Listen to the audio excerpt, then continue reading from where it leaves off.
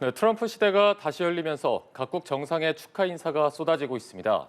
우크라이나 침공 이후 바이든 행정부와 첨예하게 대립해온 러시아 푸틴 대통령이 관계 개선의 의지를 나타냈는데요. 워싱턴 연결해 보겠습니다. 정우윤 특파원. 네, 워싱턴입니다. 트럼프 당선인은 오늘도 별다른 일정이나 메시지 없이 플로리다 자택에 머물며 집권 2기 구상을 이어갔습니다. 트럼프 당선이 확정되면서 세계 각국 정상의 축하 인사가 이어지고 있는데요.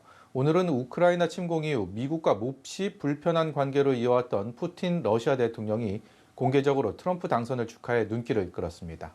잠시 들어보시죠.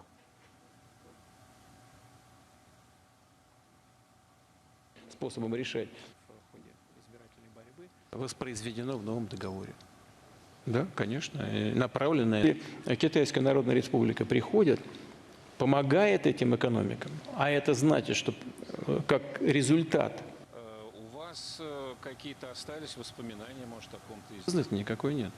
Вот кто бы чего ни говорил. 미 대선이 끝난 뒤 푸틴 대통령이 트럼프 당선인에 대해 공개적으로 언급한 것은 이번이 처음인데요. 특히 트럼프 당선인이 선거운동 기간에 우크라이나 문제를 해결하겠다고 밝힌 것을 두고 푸틴은 주목할 만한 가치가 있다고 평가했습니다. 트럼프 당선인과 대화할 수 있느냐는 물음에도 준비됐다고 말해 미러 관계의 변화 가능성을 시사했는데요. 트럼프 당선인은 선거운동 기간 푸틴 대통령과 북한 김정은 국무위원장 두 스트롱맨을 여러 차례 언급했죠. 바이든 대통령과는 몹시 껄끄럽고 적대 관계에 있지만 자신은 두 사람과 친하다며 집권 이후 변화를 예고했는데요. 북한의 러시아 파병을 국제사회가 우려 섞인 시선으로 보는 상황에서 트럼프 당선인이 어떤 행보를 보일지 초미의 관심을 끕니다.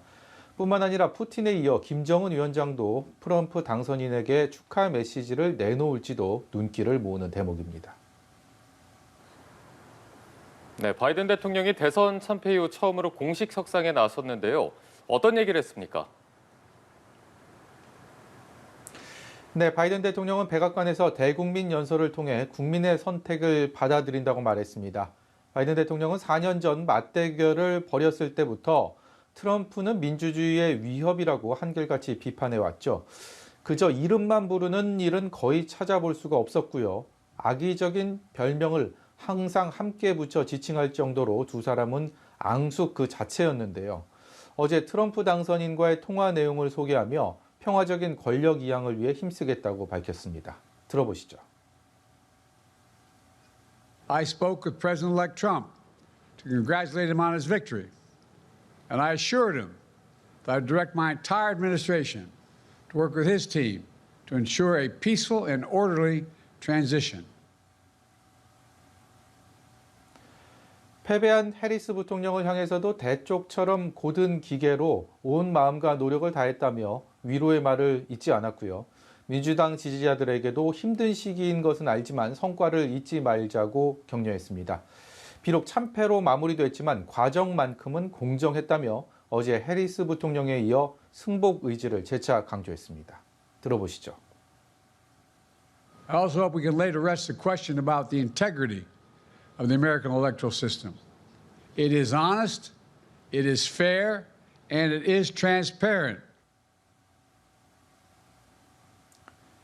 재선 도전에 나섰지만 고령 문제에 부딪혀 후보직에서 물러났던 바이든 대통령은 계속 믿음을 갖고 참여해야 한다며 대선 참패에 무력감에 빠진 지지층을 독려했습니다. 지금까지 워싱턴에서 연합뉴스TV 정호윤입니다.